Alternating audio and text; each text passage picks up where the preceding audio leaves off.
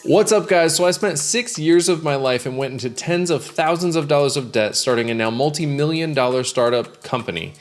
And if you're thinking about doing the same thing, these are things you should know.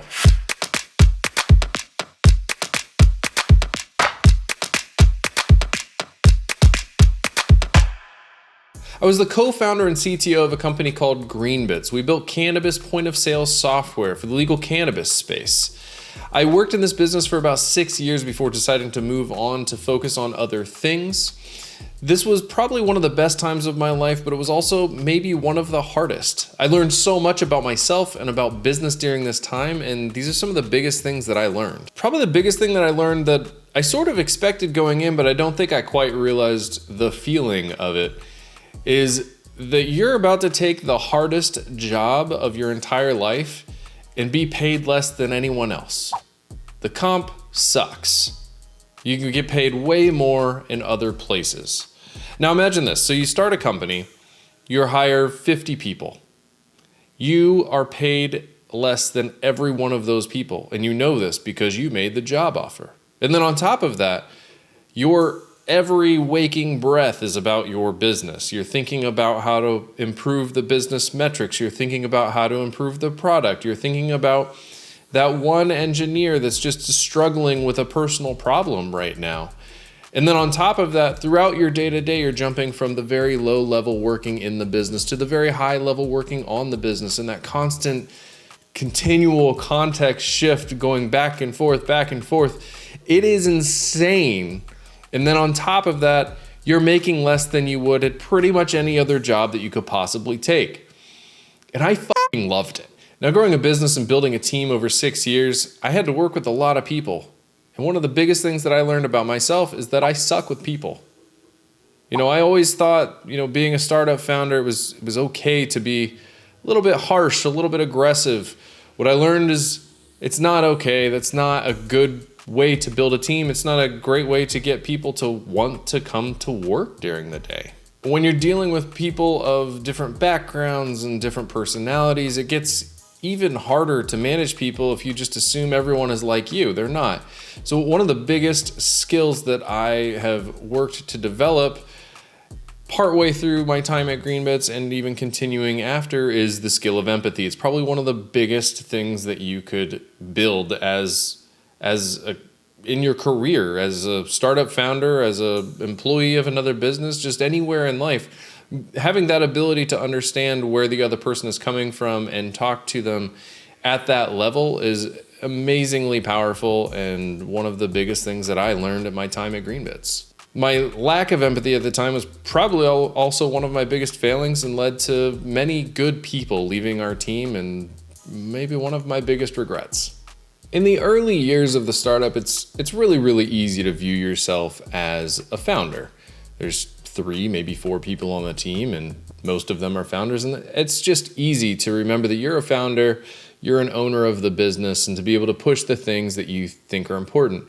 Now, as the company grows, especially if you're not the CEO like I was the CTO, you now have a quote unquote boss. And the trap that I found myself falling into is in years 3 and 4 and 5 and on, I viewed myself a lot more as an employee, and I didn't push for some of the things at the higher levels outside of the scope of my position as much as I wanted to. And that's something that you need to always remember as a founder. You are an owner, you are a founder, and keep pushing for the things that you believe for the business. Because for me, that led a lot to sort of my feeling of being an employee again. And that's why I'm an entrepreneur, is I don't like being an employee. So always push for the things that you believe in and continually remind yourself that you're an owner of this business and this is the thing you started. Culture is very hard to build. And then when you layer in a remote world, and then you layer in a company that's partially remote, it's even harder. So in the early days of Greenbits, we were building a team that was designed to be fully remote. And then all of a sudden we had an office in San Jose where we had a few people there, and then a couple of other people still remote. And then all of a sudden we had another office in Portland where we had a whole team there. We had a whole team in San Jose. We had some remote people.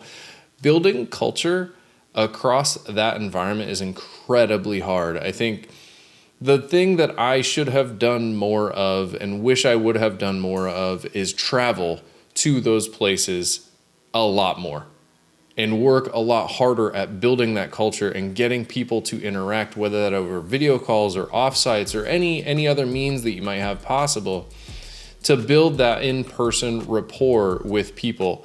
Because as cultures start to develop in those offices, what you don't want is for the core tenets of your decision-making in your company to diverge. Because if you have a culture over here that makes decisions one way and a culture over here that makes decisions another way, that is where a lot of conflict is going to come from. And that's something that we saw a lot of. And I don't really have any good solutions for it, but it was one of the biggest challenges of building this company.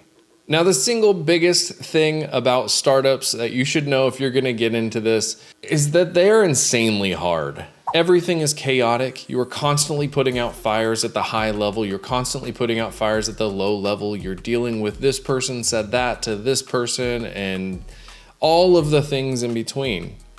And I fucking love that environment. It's something that I will 100% do again. And it's dealing with that sort of thing is what's led to my nearly $3 million stake in this company now, and is probably going to be the thing that builds into my eventual financial independence level.